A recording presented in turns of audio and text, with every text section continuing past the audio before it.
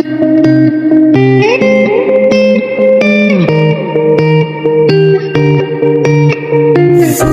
evening and welcome to it. This is Chess and Wine. My name is ADB. Good afternoon if it's the afternoon where you are, as it is afternoon with me here as well. Now, I'm glad to actually have noted that chess players, the chess community can unite strongly when an occasion actually calls for it. And I am obviously speaking on the issue of on the passing, in fact, of the Brighton Mthunzi, one of the strongest chess players in South Africa. Wow, one of the very good coaches, one of the biggest contributors to the game, obviously, and it's obviously something that we can see again from the comments and the what do you call this?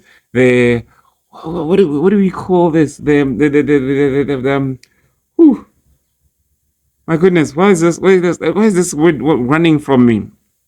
But yeah, let me just go quickly read some of the few messages that have come in from other fellow players. But in fact, much notably, they were what you call the administrators. Yes, I guess that's the biggest thing, because again, they're the ones that organize events, that call to players, and they're the ones that actually are tasked with the task of developing players and developing their federations. And development in some federations will be very impossible, very difficult, in fact, without players like the late Brighton Mthunzi coming in with their strengths and demonstrating to the chess community of that region, of that province, that you have a long way to go in developing by obviously whipping all of your players, coming out with the 7-0 victory or 5-0 victory in a 5-round tournament, a perfect score of such and such. Because again, they do give feedback and so forth. So it's great to see that most federation leaders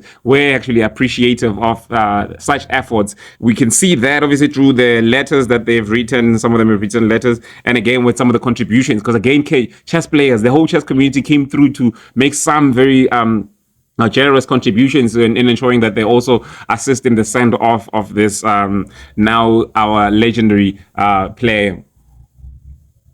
I read first. I see that there's a Gauteng province. There's a letter from the Gauteng province which reads tribute to the late Brighton Mthunzi. Yes, I was actually talking about the tributes.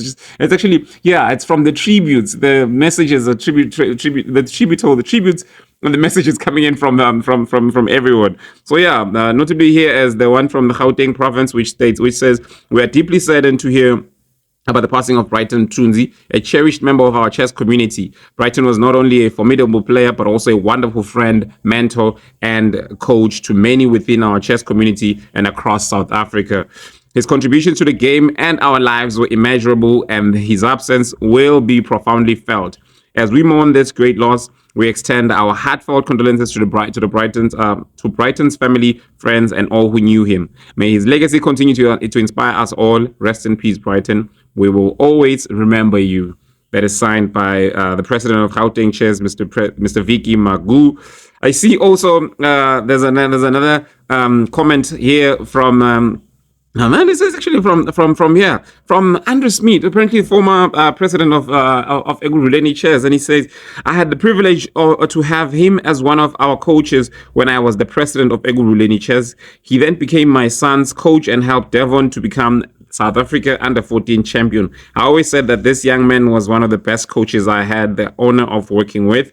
When Devon texted me this morning, I was very, very sad to hear this big tree has fallen. R.I.P. my friend Clive and the family. You are in our prayers." So that's former president of Eguruleni Chess, Andrew Smith.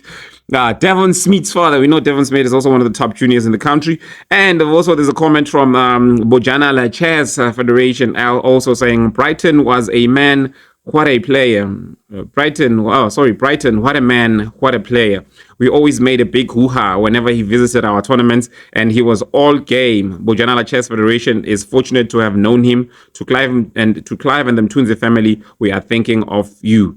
And again, There's also a letter which is actually in fact it's a comment now from Mr. Mahomula, president of the Limpopo Chess, also sending his tributes. He said, "Sad news indeed. What a great loss. Brighton always graced our tournaments in Limpopo. The last that he did and jointly won was the first Capricorn Open held on 2nd March 2024 in Polokwane. As Limpopo Chess community in general and the Capricorn district in particular, we will sorely miss him. As we pass our heartfelt condolences to his family, friends, and acquaintances, we also say, may his soul rest in peace." And we also saw a comment from the KwaZulu-Natal Chess Federation. It's also saying that they were looking forward to having him in the next KZN Open, which is going to be taking place in the next few months. Is it the KZN Open or something? But we'll see that. But more touching, in fact, here's another very interesting that I saw something. Sort of some things happen that sort of humanizes people that have been projected in a certain way. But I mean, again, it's not just projecting, but some obviously based on but anyway, forget about what I'm saying and listen to this. This is actually from Hendrik du Toit, former president of Gauteng Chess, former president of Chess South Africa. And it's a big thing again coming from him as a former president of the country and obviously of Gauteng, and as Brighton was based in Gauteng. So he reads as follows: Brighton Mthunzi recently passed away. Brighton's sudden departure is a significant loss, and he will be remembered for his remarkable contributions to chess. Brighton's chess journey was extraordinary. He made a memorable debut in the Capablanca round-robin B section in 2013, where despite initial skepticism due to his then zero FIDE rating, he triumphed with an impressive score of 7 out of 9, securing 5 wins and 4 draws without a single loss. His performance earned him a FIDE rating of 2155, showcasing his undeniable talent and determination. During this difficult time, our thoughts are with Brighton's family and friends. They are currently in the process of repatriating his body to Zimbabwe. For those who wish to contribute to the cost associated with the repatriation, please see details below. And it includes the details of the banking details that we've shared in the previous video, where Tsediso Mpia, Brighton's friend's account was being used for contributions. And again, a lot of players made contributions, and I'm looking at the contributions, and again, by looking at those contributions, I'm amazed to see that there's also a contribution from what's her name, the lady, this is because I just want to speak of it as I am pointing at it, because again, with things like this that are happening, they sort of, and I continue to say, am I saying humanize? But I shouldn't be saying things like that. Wait, where is the name now? Now it seems like I don't know what I'm talking about, but I actually know what I'm talking about. I'm talking about, what's her name? You see, I forget a name, but I do know her name, and I've spoken about it a number of times. But right now oh yes, there it is. Number 11. This is Judy Marie Steenkamp, and a big contribution as well towards this. You see, it's something, because she was also a former vice president of Chess South Africa, right? And she, even though we haven't seen any statement from her, but at least we see her in this contributions, that she has made a contribution as well towards this. And we see there's also contributions from other players, like top players like Daniel Kodri making contributions, or Ronaldo Makoto making contributions, and I'm not going to mention all of the players, but it's just so great to see. Obviously, players like Mnguni, those are the players that have been playing with Brighton a lot in around Gauteng. But again, to see the players from afar, from distant places, making contribution is very, it's very touching. I see Bokuda, Mfuat, Kela is actually now in the US, I believe, based in Chicago. And you see, and there's a contribution again from Andres Smith. I see another big contribution from Bojanala Chairs, and again from a parent from Bojanala. What is that? That is Tandi Boshom. You see, again, these contributions are just signifying the impact, the contribution that Brighton has made in the chairs, and everybody's saying, we acknowledge it, we have seen it, we have felt it, and this is our gesture of saying farewell. I mean, I see again players like Conor Claver. I see players from Mpumalanga, Makomboro, Ronald. I see KZN Chess President also making a contribution here. I see but anyways, you'll see in the list yourself. But yeah, no, man, this is very impressive. And I'm certain that the family is very grateful for that. As a chess community, again, it gives us great hope to see chess players coming through, the chess family, the chess community coming through in this way. And again, that's a very nice, another very interesting, again, letter coming from the African Chess Confederation president, Tshepiso Lopang, or T. I'm just remembering, I think it's Tshepiso, right? Yes. So that's, again, like, you see, that stretches, it just shows you how far his talent reached for there to be a letter coming from the African Chess Confederation president. Because obviously, I think she's based in Botswana. It reads as follows: in chess memory of Brighton Mthunzi, the immortal hyena. The African Chess Confederation Executive extends its deepest condolences to everyone at Chess South Africa, Zone 4.5, and most importantly, the family of Brighton Mthunzi, his friends and loved ones. We celebrate the life of a talented chess player, coach, and all-rounder. Wishing you the courage to face the days ahead and loving memories to hold in your heart forever. Man, beautiful letter, and it's signed T. Lopang, that is the president of African Chess Confederation. My goodness. So yeah, so it's just that, and yeah, I mean, everyone doing what they can to just keep the memory of Brighton alive, and we're hoping that there'll be a memorial tournament that is held annually. I know, I mean, Clive organizes tournaments a lot for the chess powerhouse, so maybe we'll start doing one every year in memory of his late brother, and obviously that's something that everybody will be looking forward to supporting, and we'll show up there wearing t-shirts maybe that that have his face on it, because again, we're trying to keep the memory of the player alive. So yeah. And on another note, so there's a different note as well that we can get to.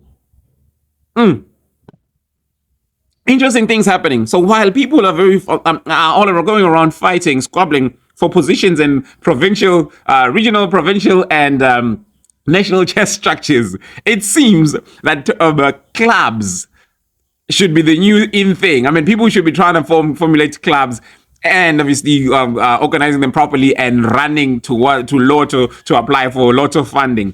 Listen to this. There is a club called Pelindaba Chess Association. It's a club, but I mean, they call themselves Pelindaba Chess Association, which is in Gauteng, which has recently received 4.576 million rand, 4,576,400 rand from Lotto. I mean, this is just rumors. This is something that I've been hearing, the stories that have been coming to me. And when I question and people are saying, we get this information from Lotto's desk and this is where it is. And they're showing me that the other places that have received, we see that the Northern Cape Chess Federation in July of this year, of last year, 2023, and in fact, has received 240,000 rands. And there's Chess United Club in KZN that also received 90,000 rand. And then we see the Pelinda Chess Association with the 4.57 million rand. My goodness. So yeah, there's again the Free State Chess Academy. Who runs the Free State Chess Academy, which received 77,000 rands? Why am I not asking the same question about Chess United Club? Come on, people, tell us about those places, those clubs. Yeah, so the Free State Chess Academy received 77,000 rands. There is Sedibeng Chess, obviously that's a federation that received 81,000 rand. But look at the amount that the small amounts that the federations are receiving. There's Supreme Chess Trust, which has some stories. I'm sure I'm going to come back to this on another time. Supreme Chess Club, which received 700,000 rand in 2019. Again, so actually, in fact, these other ones are old. But now we're actually looking at the new ones, 2023 and 2024. Yeah, in fact, let's look at this new one. Pelindaba Chess Association, 4.5 million rand. Wow. Anyway, this is still a developing story. I'm hoping to receive more and more information on that, and then we get in touch with the people from Pelindaba and find out how they plan to use this huge amount of money, because I see potential. I see a whole lot of big events. I see events bigger than the Moja Extravaganza. I mean, again, it would make sense if you see a Moja chess club receiving this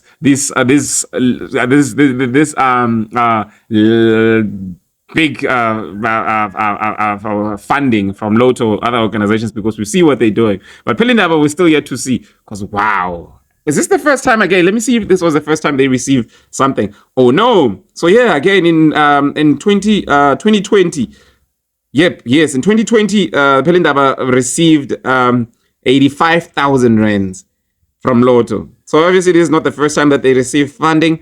But yeah, man, again, it'll be interesting again to speak to some people and find out how you as well can access Lotto funding. You see what I mean? Yeah, formalize your clubs, people. Let's work on that and get the money and obviously do a lot of development and cheers. 4.5 million rand in a club. Whew. Anyways, this is it from me. I'm obviously facing the sun, just trying to get some natural lighting instead of setting up a lot of lights around me. But it is what it is. Let's keep it live. Let's keep it going. Let's keep it chess related. Let's promote chess in any way that we can. We love you and thank you. Good evening.